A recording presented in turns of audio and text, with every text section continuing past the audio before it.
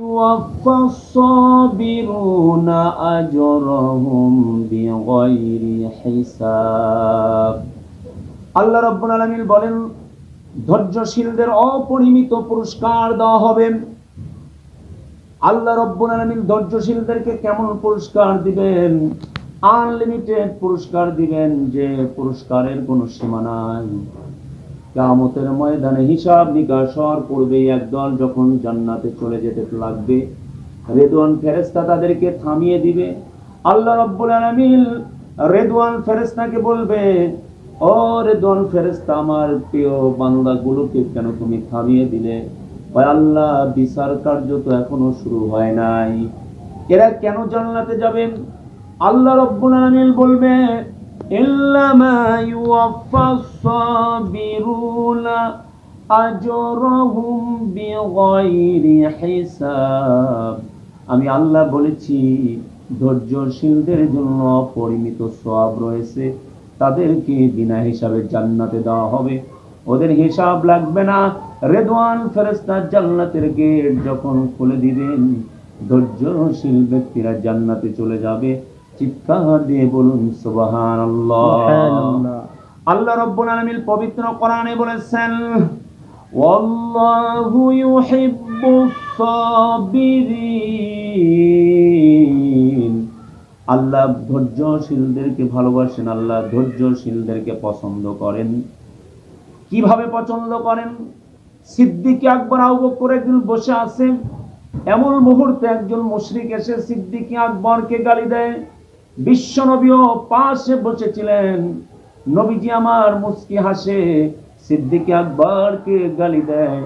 সিদ্দিক আকবরকে এক পর্যায়ে এমন বেশি গালি দিয়ে ফেলেছে, যখন তার মুশরিক যখন ক্রস অতিক্রম করেছে, লিমিট অতিক্রম করেছে, সিদ্দিক আকবর প্রতি উত্তরে গালি দিয়েছে, নবীজি আমার। সিদ্দিক আকবর যখন গালি দিলেন, নবীজি আমার জায়গাটা ত্যাগ করলেন, আল্লাহর হাবিব জায়গাটা ত্যাগ করলেন। আল্লাহর নবী জায়গা ত্যাগ করার পর সিদ্দিক আকবর পিছনে পিছনে যে বললেন, ইয়া রাসূলুল্লাহ, ইয়া হাবিবাল্লাহ, হুজুর আমি কি অন্যায় করলাম, এই জন্য আপনি উঠে আসলেন? আল্লাহর নবী ডাক দিয়ে বলে, ও হে সিদ্দিক আকবর, তোমাকে যখন ওই মুশরিক গালি দিচ্ছিল, ওই সময় আল্লাহ রাব্বুল আলামিনের ফেরেশতা তোমার জান্নাতের জন্য দোয়া করছিলে। তুমি যখন প্রতি উত্তরে যখন গালি দিলা, প্রতি উত্তরে যখন জবাব দিলা, ওই ফেরেশতাটা রাগ করে চলে গেল। এই জন্য আমি রাসূল বেজার হয়ে আমি উঠে পড়লাম। চিন্তা করুন ধৈর্যের কি দাম। আল্লাহ রাব্বুল আলামিন বলেছে, ইল্লাল্লাহ মা'আস সাবিরিন। আল্লাহ ধৈর্যশীলদের সঙ্গে আছেন। আল্লাহর নবী বললেন, আমার মনে ব্যথা, আমার সন্তান দুনিয়া থেকে বিদায় নিয়েছেন, কিন্তু আমি আল্লাহর সিদ্ধান্তের উপর অটল আছি। রব্বে কারীম আমার যে সিদ্ধান্ত নিয়েছে আমি খুশি, কিন্তু ব্যথার জন্য আমার চোখের পানি, এটা ধৈর্যের কোনো পরিপন্থী নয়। কারো যদি সন্তান মরে যায়, মনের মধ্যে কষ্ট লাগবে, এটা স্বাভাবিক। সন্তান মৃত্যু হয়ে গেলে মনের মধ্যে যন্ত্রণা লাগবে, এটা স্বাভাবিক। কিন্তু এইভাবে অভিযোগ করা যাবে না যে আল্লাহ আমাকেই দেখলো, পৃথিবীর কারো সন্তানকে নিল না, আমার সন্তানকে নিল। এটা রব্বে কারিমের সিদ্ধান্তকে চ্যালেঞ্জ জানানো। এইরকম চ্যালেঞ্জ জানালে আল্লাহর শাস্তির সম্মুখীন হতে হবে।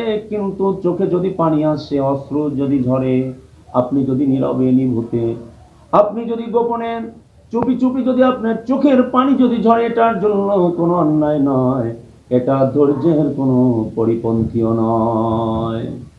এই জন্য আমাদেরকে ধৈর্য ধারণ করতে হবে। ধৈর্য ধারণ সম্পর্কে আল্লাহ বলে, ইন্নাল্লাহ মা'আস সাবিরিন। নিশ্চয় আল্লাহ ধৈর্যশীলদের সঙ্গে আছেন।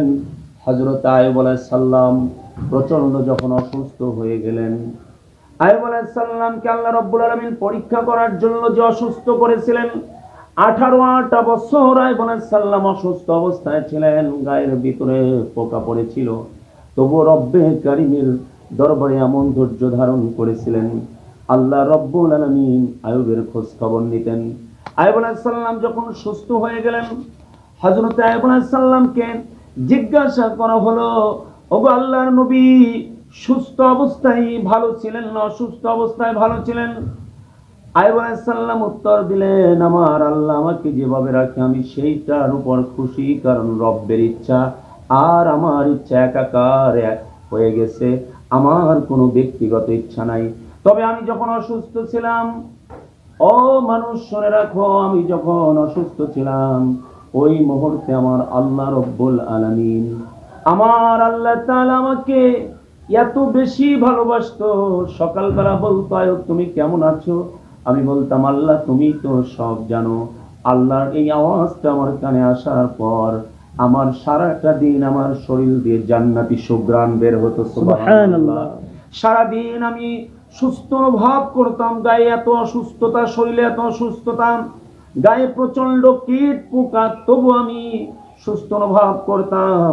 রাতে আমার আল্লাহ আবার খোঁজ নিতেন, এই খোঁজের কারণে সারাটা রাত আমি জান্নাতের সুখ অনুভব করতাম। আল্লাহ রাব্বুল আলামিন ধৈর্যের কারণে বলে সাল্লামকে অসুস্থ অবস্থায় দুনিয়ার জিন্দেগিতে জান্নাতের সুখ দিয়েছে। চিৎকার দিয়ে বলুন সুবহানাল্লাহ। এই জন্য ধৈর্য ধারণ করতে হবে। অনেক সময় আমাদের মনের বিপরীতে অনেক ঘটনা ঘটে যাবে, কিন্তু আল্লাহ যেটা চায় সেইটাই হবে। বিশ্বনবী মুহাম্মদুর রাসূলুল্লাহ সাল্লাল্লাহু আলাইহি সাল্লামকে উহুদের যুদ্ধের ময়দানে যখন প্রচন্ড আহত করা হলো, কাফিররা যখন নবীর উপর আঘাত হানলো, নবীর মাথার ভিতরে হেলমেট ঢুকে গেলেন। আল্লাহ নবী প্রচন্ড আহত অবস্থায়, জিব্রাইল ফেরেশতা আসলেন, মালাকুল জাবাল আসলেন, পাহাড়ের ফেরেশতা এসে বললেন, ইয়া রাসূলুল্লাহ, ইয়া হাবিবাল্লাহ, হুজুর আপনি বলুন, আপনি বলুন, আপনি যদি বলেন এই পাহাড় তাদের ঘাড়ের উপর চাপিয়ে দেব। নবীজি আমার ডাক দিয়ে বললেন, আল্লাহুম্মা হদি কওমি ফাইন্নাহুম লা ইয়ালামুন। নবীজি আমার বলে, আল্লাহ আল্লাহ, ওরা বোঝে না তাই আমারে মারে, আল্লাহ তুমি ক্ষমা করে দাও, ওদেরকে তুমি ধ্বংস করো না আল্লাহ। সুবহানাল্লাহ বলুন। কেমন ধৈর্য ছিলেন দেখেন, মাথায় হেলমেট, মাথার ভিতরে তীর বিদ্ধ, দাঁত মোবারক শহীদ হয়ে গেলেন, তবুও রক্তে রঞ্জিত নবী, তবুও তার কওমের জন্য দোয়া করে, তবুও ধৈর্য হারায় নাই। প্রিয় মুসলমান ভাইরা, আপনারা শুনে রাখুন, আপনার বিজয় সারা জীবন থাকবে আপনি যদি ধৈর্য ধারণ করেন। আপনি যদি ধৈর্য ধারণ করেন, আপনার বিজয় সারা জীবন থাকবে। উম্মে সুলাইম নামে একজন নারী সাহাবী ছিলেন, তার নাম সকলেই জানেন। উম্মে সুলাইমের স্বামীর নাম ছিল তালহা। উম্মে সুলাইমের একটা সন্তান ছিলেন, সন্তানটা অসুস্থ, একদিন মারা যায়, আর স্বামী ছিলেন ঘরের বাইরে। সন্তান যখন মরে গেল, স্বামী রাত 10টার দিকে বাড়িতে এসেছেন, আর স্ত্রী মরা সন্তানকে স্বামী রাত্রে অনেক কাজ করে বাড়ি ফিরেছে, এই জন্য স্বামী কষ্ট পাবে, স্বামীকে না জানানোর উদ্দেশ্যে মরা সন্তানকে খাটের নিচে রেখে দিলেন। খাটের নিচে রেখে দেওয়ার পর সন্তান যখন বাড়ি আসলেন, স্বামী আর স্ত্রী গল্প করছেন। স্ত্রীকে বলল, আমার সন্তান কোথায়?